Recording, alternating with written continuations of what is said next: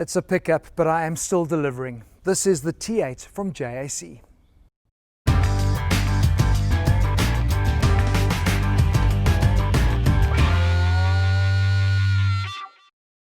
JAC what? Yeah, I also hadn't heard of them either. This is my first brand experience, so let me give you some background.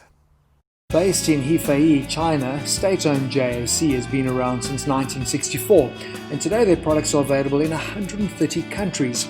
Originally their focus was on commercial trucks, before adding SUVs and passenger cars to their offering in the mid-2000s. They're also serious players in the electric mobility game, introducing their first car in 2010. They were also the first Chinese company to set up R&D centers abroad in Turin and in Tokyo.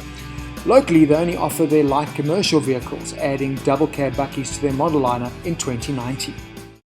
I've literally had so many people stop and do a double take, come back to have a chat to me about the T8, in particular about how good it looks. And it really does look good. The proportions for me are just perfect. So let me show you a couple of the things I really like. The profile is given some character, this line linking front to rear, the chrome door handles part of the effect. And with body-coloured wheel arches now the norm, it's great to see the plastic cladding on the T8. At least some bakkies haven't forgotten their rugged workhorse roots, while the running boards and the roll bar add very important street cred for the lifestyle buyer. The T8 also runs on some pretty cool looking 18-inch alloys. They remind me of Ninja Stars. But it is this front end that's going to draw the most attention, with this large chrome grille and the lettering that's copied straight off of a GMC truck. I mean, maybe a different font or a different color. What I do like, it reminds me a lot of the Navara, are these creases on the bonnet, and they look good when viewed like this or from behind the wheel. The T8 comes with xenon headlights and lamps, and it's finished off with this cool LED strip that serves as daytime running lights as well. Now, I'm not too sure about these in-your-face LED indicators on the mirror though. The fog lamps also get chrome detailing, while the scuff plate has wisely been finished in a darker grey. At the rear, the T8 has a unique light signature with these super cool looking double C LED lights, and the reverse camera is a great standard addition, and it's actually good quality too. And in a pickup, size really does matter. The easiest way to put the T8's dimensions into perspective, well, it's essentially the same size as the current Toyota Hilux, with a load capacity of just under a ton and a brake towing capacity of 1,800 kilograms. Its 210mm ground clearance sees it sitting mid-pack with its competitors, but it still has that all-important road presence. It's got very usable ground clearance, and very importantly, you don't have to pole vault to get in.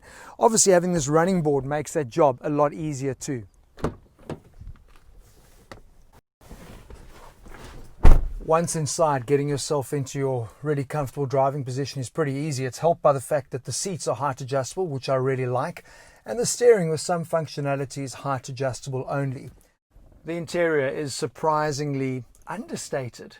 You know, usually you've got all this wow, loud, in-your-face bling. This is clean, and they've gone for more darker, upmarket, sophisticated hues.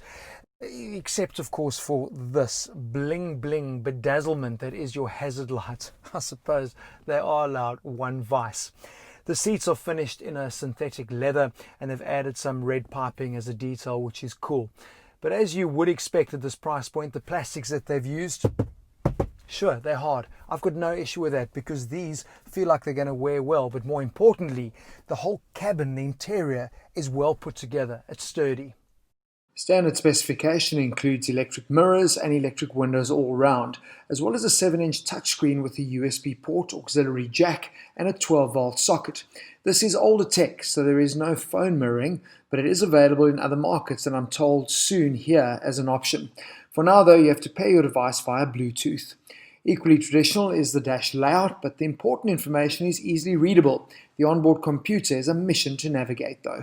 Now, as I mentioned earlier, the T8 feels really solid and well put together, and you get that feeling the minute you close the doors, and it translates through to the drive as well. It is your very typical bakkie setup. At the back you've got leaf spring suspension. In the front they've got an independent double wishbone suspension setup. So what that means is when you are driving like we are now in town without a load, the ride is going to be firm and it is going to be choppy, but this is crucial. It is no different to any of the bakkies I've driven from the established brands that are running with a very similar chassis and suspension setup. Powering the JAC range is a 1.9 litre turbo diesel engine that they source from German company FEV. Essentially, it's the same engine that VW was using extensively in the late 1990s, early 2000s, before they replaced that with their 2-litre TDI in 2009. But remember the flack that VW took when they brought the Amarok out with that little 2-litre turbo diesel engine. Now, 10 years later, it's all the trend. Everyone is doing it. It's amazing how quickly the fickle forget. But for me, it's a stroke of genius that JAC have gone with this smaller capacity diesel engine because it is totally on point. This is what consumers in the bakkie segment are wanting to buy at the moment. It produces 100 kilowatts and 320 newton meters of torque, and it's linked to a 6-speed manual transmission, which honestly is brilliant. It's one of the best that I've driven.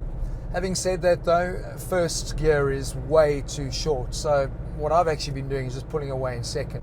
Now, the engine has received some criticism for having a very narrow power band, so you're up and down through the gears all the time. Just to put you in perspective, the power lives between 1500 and 3000 RPM. And like there, I've gone from second, I'm now up to fifth already. I haven't found it to be too much of a problem at all. The power delivery is super smooth, but I think just make sure that you are in the right gear for the revs, and then you're not going to have any issue. But what this engine is, it is noisy, especially at startup, and when you are like that accelerating, it does come straight into the cabin. The issue here really is just around soundproofing and insulation, and it's those little motoring subtleties that will come. The T8 is offered in Lux spec only, either as a 4x2 or 4x4. Our 4x2 test unit is priced at just on 360,000 Rand, with the 4x4 setting you back almost 410,000 Rand, and both include a 5-year 60,000 kilometer service plan. For further information, you can visit the JAC website, or you can get in touch with the team at Tavcore Auto Sales to book your test drive.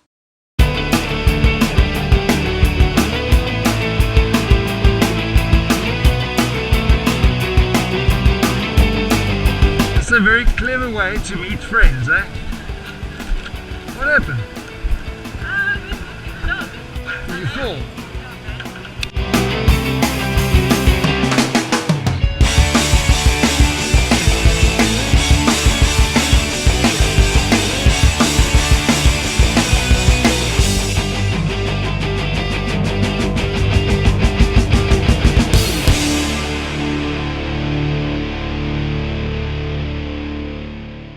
Now, there are a few things you need to consider if you are looking for a bakkie to really take on the rough stuff. And by rough stuff, I don't mean gravel roads. You're going to want one with a proper lockable diff. Now, the JAC has an electronic differential, which a lot of its competitors also use. What that does is essentially use the traction control system to control the drive and torque to each of the wheels. It's going to work fine on gravel, but it's not going to get you bundu bashing. Also, that 1.9 turbo diesel engine gave VW plenty of headaches in the old days with lots of blown turbos, and there was a workaround for it which reduced the performance, but I think that this engine is better suited in this application anyway. Now, the T8 is about 40,000 Rand more expensive than the JMC Vigis and the GWM Steed 6, but I think it's a better all-round package, as is its warranty of 5 years and 150,000 kilometers. But you know what's critical? That is peace of mind, but so is their dealer network. With 50 dealers around the country, what it does do is it gives you a realistic ownership experience. I think the best way to sum up this T8 for me is that I've very soon stopped thinking about it as a Chinese bakkie and rather just as a bakkie, and a really good one at that.